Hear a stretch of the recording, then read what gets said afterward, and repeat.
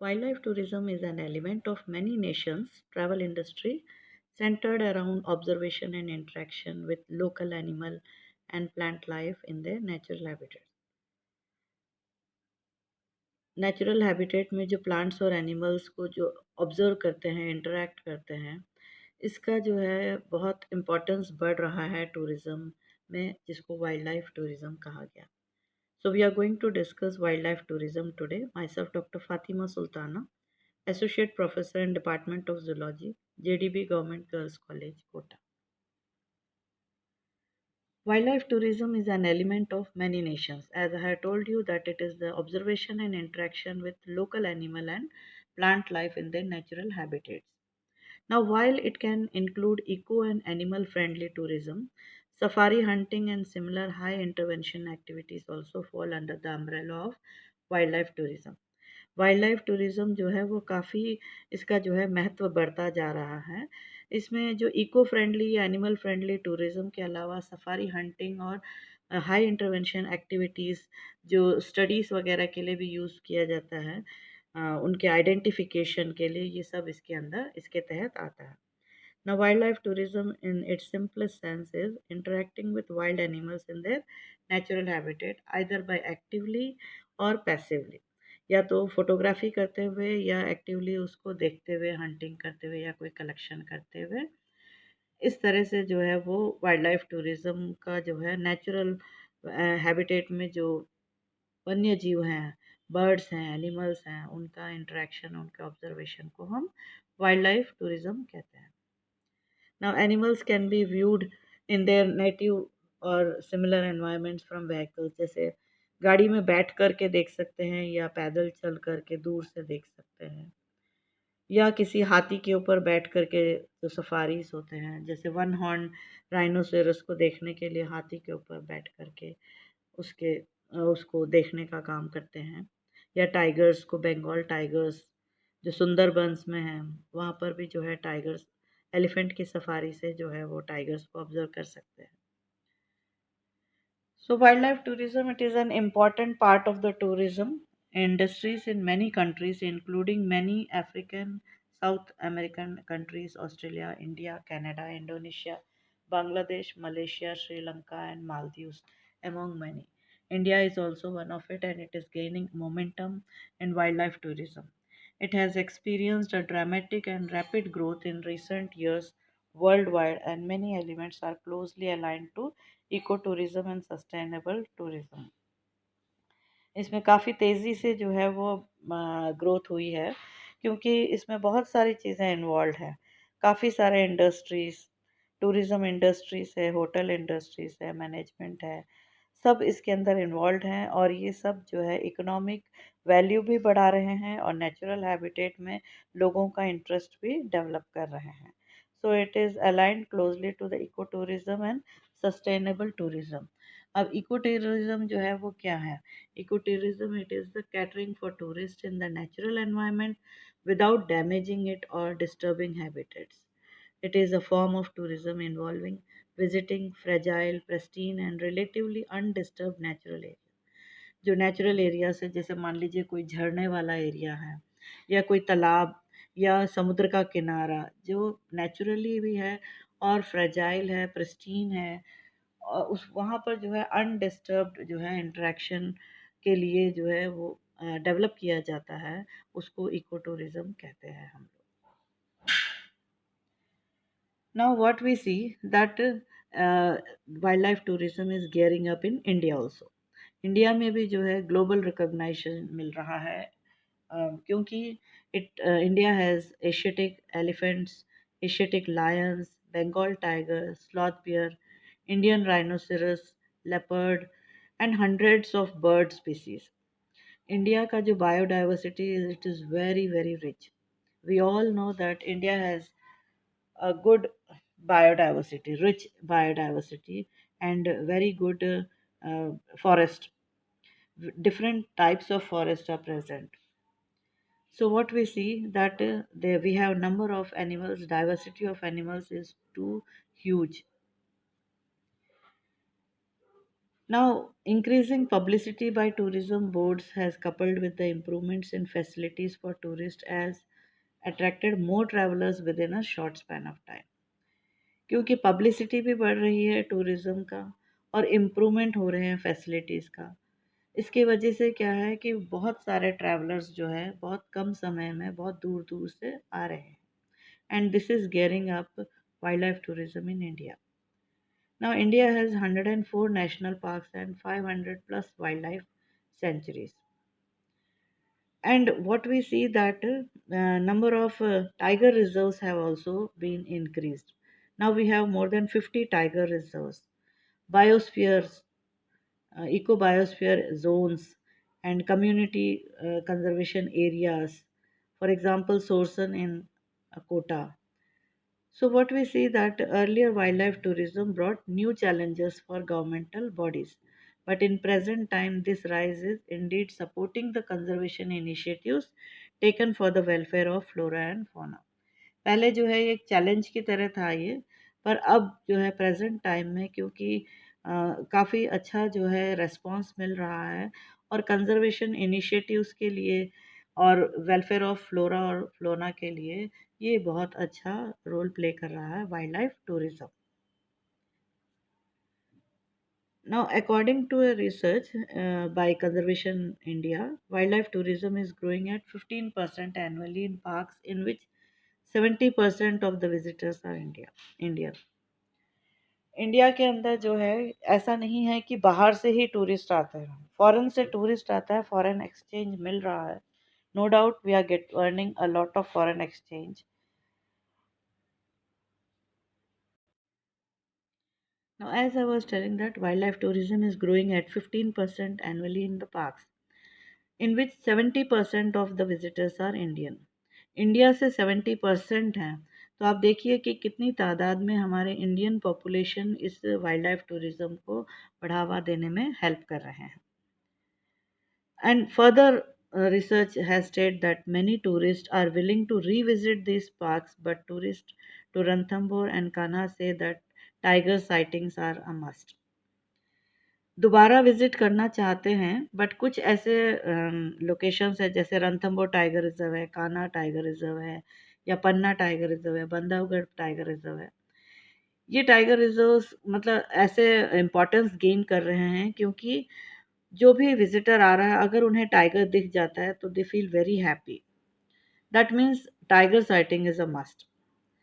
But if we go and explore other things also and develop interest, awareness among the public, the tiger is not the only animal to sight, there are many other animals also, then it can gain a double momentum. Bandhavgarh जो है वो बहुत ही famous है, Ranthambore famous है, and even Sariska which has started new, it was previously also launched as Bandhavgarh, Ranthambore, and Sariska. They were launched in 1973, but Sariska lost their tigers in bit. But now again it has gained the momentum.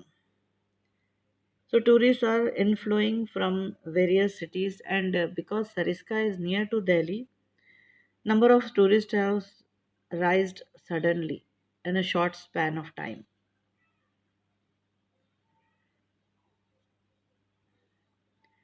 Now, as I have told you, कि जैसे जैसे facilities बढ़ रहे हैं, improvement हो रहा है, tourist जो है वो ज़्यादा अट्रैक्ट हो रहे हैं. क्योंकि कुछ रिसॉर्ट्स तो इस तरह से डेवलप होते हैं जो बिल्कुल एक नेचुरल वातावरण देने की फ़ील देते हैं और भोजन जो है वो बहुत शुद्ध ऑर्गेनिक देने का जो है वो चलन जो हुआ है. ये कुछ सारी ऐसी चीज़ें हैं जो फैसिलिटीज़ टूरिस्ट के लिए अट्रैक्ट करने के लिए, ट्रैवलर्स को अट्रैक्ट करने के लिए बढ़ाया गया है.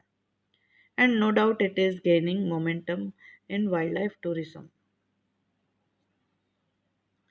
Wildlife tourism mostly encompasses non-consumptive interaction with wildlife, such as observing and photographing animals in their natural habitats. Wild tourism में यही होता है कि दूर से ही ऑब्जर्व किया जाता है, फोटोग्राफी की जाती है क्योंकि नेचुरल एंड हैबिटेट में जो एनिमल नेचुरली जंगल में रह रहा है उसको ऑब्जर्व करने के लिए टूरिस्ट आ रहे हैं और दूर से ऑब्जर्व करते हैं, फोटोग्राफी करते हैं। But it also includes viewing of and interacting with captive animals in zoos और wild life parks. Wild life parks में और जू में भी जो है जो कैप्टिवली रखे हुए हैं, जैसे गिर नेशनल पार्क है, ओपन में भी लायंस रखे हुए हैं और कुछ जो है क्लोज्ड एनक्लोज्ड एरिया में रखे हुए हैं। और ज़ू बहुत अच्छे ज़ूस हैं, जैसे हैदराबाद का ज़ू है, दिल्ली का ज़ू है। तो there are many biological parks which have very good collection of captive animals. Sasan जो है वहाँ पे जूनागढ़ में जो जूलॉजिकल पार्क है for Asiatic lions, it is very famous.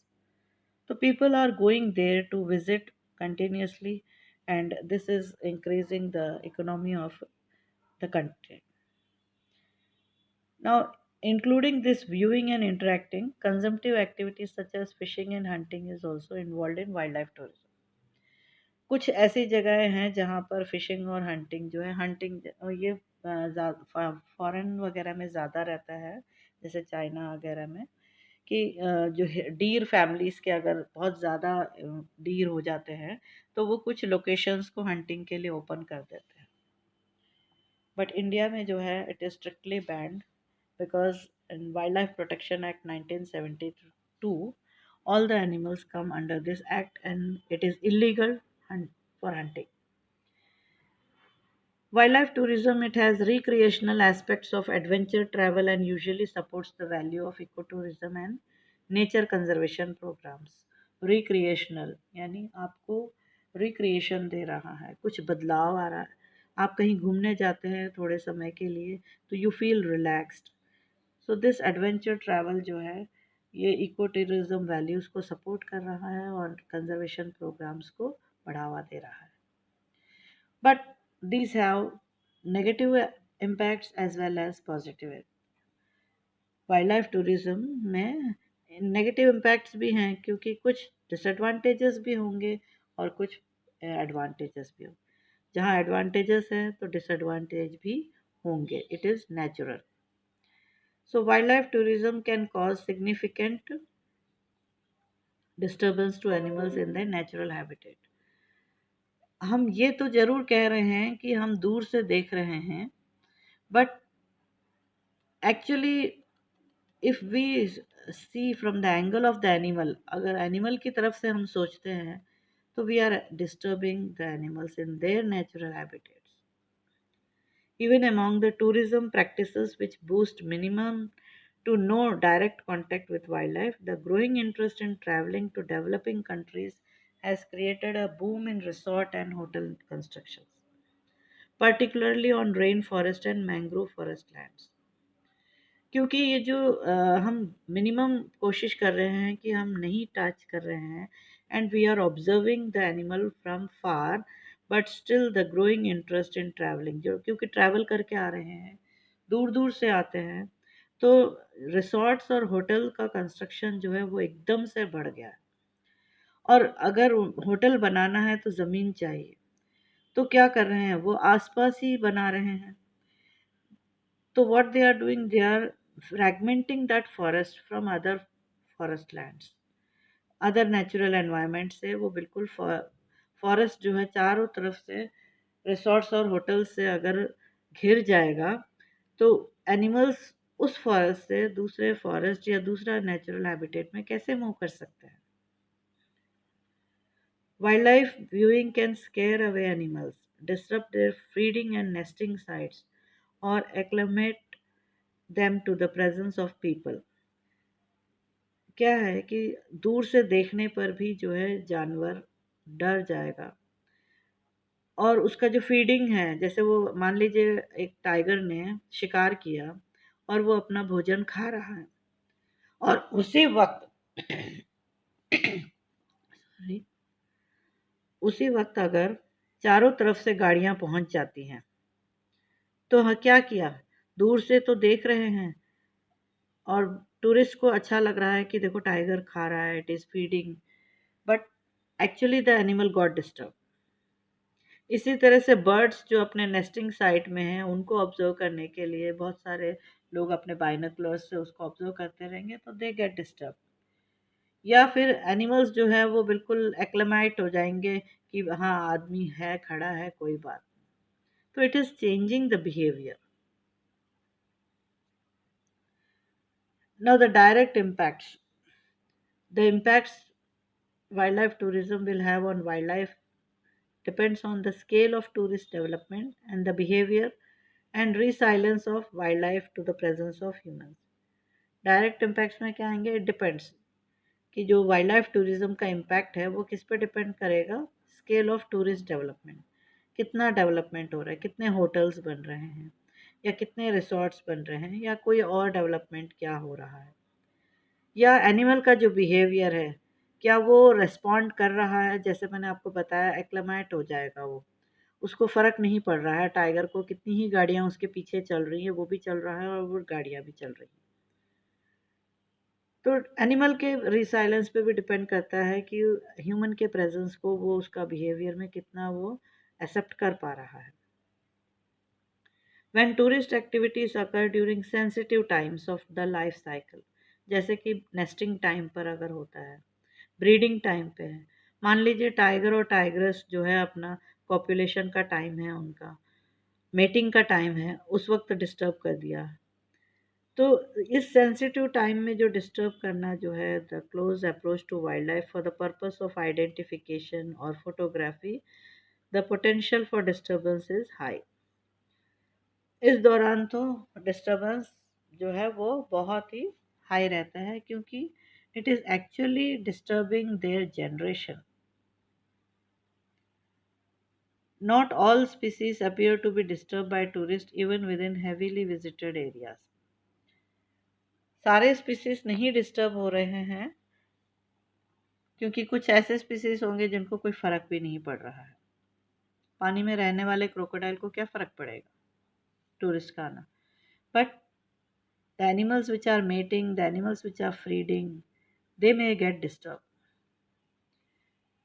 So, in the direct impacts, we can see disturbing breeding patterns, disturbing feeding patterns, disruption of parent offspring bonds, increased vulnerability to predators and competitors, increased mortality, vanity hunts, and poaching.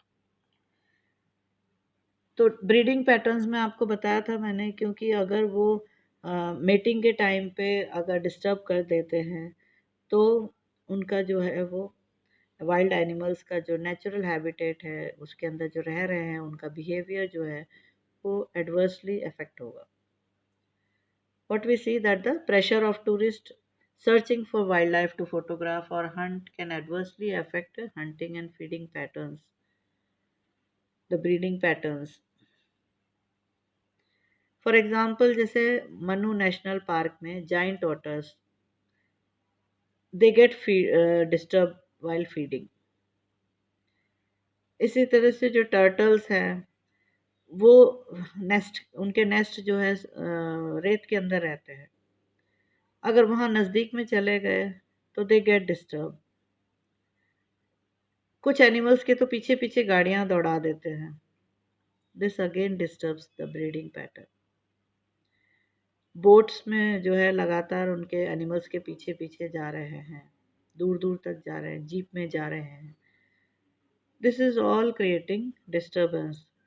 The disturbance caused by human intervention, it may prevent species from their regular breeding and feeding activities. उनका जो regular activity है उससे हम disturb कर रहे हैं, feeding में हम डिस्टर्ब कर रहे हैं। Whenever the mother is feeding the child it gets disturb, बच्चा डर जाएगा, माँ से ज़्यादा जल्दी बच्चा डर जाएगा। So when the people are close to the sides, for example bears को देख लिया, and bear, sloth bear, we know that it is a very sensitive animal and it cares for its children, बच्चों की care करता है, तो it can attack the animal, sorry the human being, because they are disturbing. Disruption of parent offspring bond, माँ माँ और बच्चे के बीच में जो बॉन्डिंग होती है वो डिस्टर्ब हो जाता है। फॉर एग्जाम्पल जैसे ये हार्प है, जो सील हार्प है, इसका जो मादा है वो 80% बच्चे के पास रहती, 20% वो इधर उधर जाती। But if people are going near to them, जैसे नज़दीक से चल के जा रहे हैं, बहुत सारे लोग उसको बाइनोकुलर से या अपने कैमरों से शूट करना चाह रहे हैं, the female gets disturbed and it can not attend the child properly. इस चित्र में भी आप देख सकते हैं एक जानवर के पीछे कितनी सारी गाड़ियां लग गई हैं। तो this is all disturbing their patterns of feeding, parenting, and even predator and competitors के लिए वल्नरेबल हो जाते हैं, क्योंकि इनसे बच करके वो भागना चाहते हैं और किसी प्रेडेटर के सामने आ गए एज अ प्रे, तो उसका जो कंपटीशन है वो बढ़ गया प्रेडेटर और prey. Now as I have told you, अगर डिसएडवांटेज है तो एडवांटेज है, एडवांटेज है तो डिसएडवांटेज भी होते हैं। तो there are positive impacts in wild life tourism, like habitat restoration by ecologists and other tourism operations. Habitat restoration एक बहुत ही इम्पॉर्टेंट इकोलॉजिकल रिस्टोरेशन का मैं वो है फैक्ट, क्योंकि जो लॉजर्स हैं, कुछ लोग ऐसे होते हैं जो उस एरिया का जो इको सिस्टम है उसको वो मेंटेन करते हैं, या अगर वहाँ पे बैरन हो गया है तो उसको प्लांटेशन वगैरह करके ब्यूटीफुल लॉजर्स की तरह डेवलप करते हैं, तो वो रिस्टोर कर रहे हैं। और कुछ ओनर्स तो ऐसे होते हैं जो वाइल्ड लाइफ अट्रैक्शंस को जो है वो प्रिजर्व और रिस्टोर करते हैं, जो नेटिव हैबिटेट होता है वहाँ का। जैसे मैंने बताया था झरना है, तो उसकी नेटिव हैबिटेट को वो बनाए रखने की पूरी कोशिश करते हैं, and they also help in the restoration. In a large way, the tourists and travelers visiting the wildlife destinations contribute to the conservation and improvement of the condition for the animals. जो national parks हैं, centuries हैं, juice हैं, इनके लिए जो ticket लगाया जाता है उसका जो सोर्स ऑफ इनकम है, that will contribute for the conservation and improvement of the condition for the animals. अब टाइगर प्रोजेक्ट में आप देखिए कितने करोड़ों का पैसा लगाया जाता है for the conservation of tigers, to save the tigers. So this all economy is coming from these sources of wildlife tourism. The flow of the people keeps the poachers at bay from killing the valuable animals.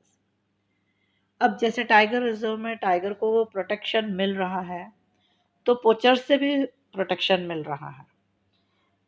तो जो travellers है, tourist है, आ रहे हैं जा रहे हैं, तो पोचर्स को वो समय नहीं मिलता है कि वो उनको टाइगर्स को पोच कर सके। So they are keeping the poachers at bay from killing the valuable animals. The local tribes have a decent living as the tourism flourishes, as it provides opportunities of improved livelihood. Local tribes कौन है?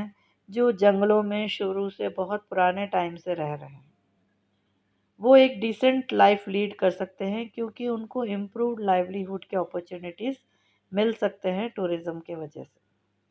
Tourism flourish होगा तो इनका livelihood भी जो है वो improve होगा, क्योंकि इनमें से कई ऐसे होते हैं जो उसका काम कर सकते हैं, छोटे छोटे चीज़ें बना करके बेचना लाइवलीहुड के लिए, ब्यूटीफुल, और गाइड का काम कर सकते हैं, क्योंकि उन्हें वहाँ का एरिया, उस लोकेशन का एक एक पेड़ पौधा, एनिमल, बिना पढ़े भी, ये जो है पढ़े लिखे होने के बावजूद भी जो है इन्हें हर जूलॉजिकल बॉटनिकल नेम्स भी पता रहते हैं, और उन बर्ड्स और एनिमल्स की पूरी जो उनकी लाइफ हिस्ट्री है उसकी भी पूरी जानकारी होती है, या कोई वहाँ पे कोई मॉन्यूमेंट होगा उसकी भी पूरी जानकारी होगी, because they are living there for years and years. So they have thorough knowledge of that habitat, that natural environment, so they can provide very good information as local guides, and this will earn money for them to provide them a decent living. So we see that there are positive impacts also and a certain negative impacts. Now, do's and don'ts. Whenever we go to a national park and sanctuaries, we see sign boards, जगह जगह sign boards लगाए हुए रहते हैं कि do not feed the animals, do not touch this monument, do not write on the walls of the monument. So this is the do's and don'ts of the national parks and sanctuaries, which we have to keep and keep the area very clean, neat and clean, क्योंकि वातावरण को हमें शुद्ध रखना है, स्वस्थ रखना है। ऐसे नहीं कि 100 ट्रैवलर्स एक साथ, टूरिस्ट जो है अंदर गए और 100 पैकेट कुरकुरे के छोड़ के आ गए अंदर। This should never happen. Garbage नहीं फेंकना है, कचरा नहीं फेंकना है, पॉलीथीन लेके नहीं जाना है। ये सब जो है डूस एंड डोंट्स में आते हैं। Hope you have understood about the wildlife tourism, that how it is gaining momentum in India and how it is increasing. Thank you so much.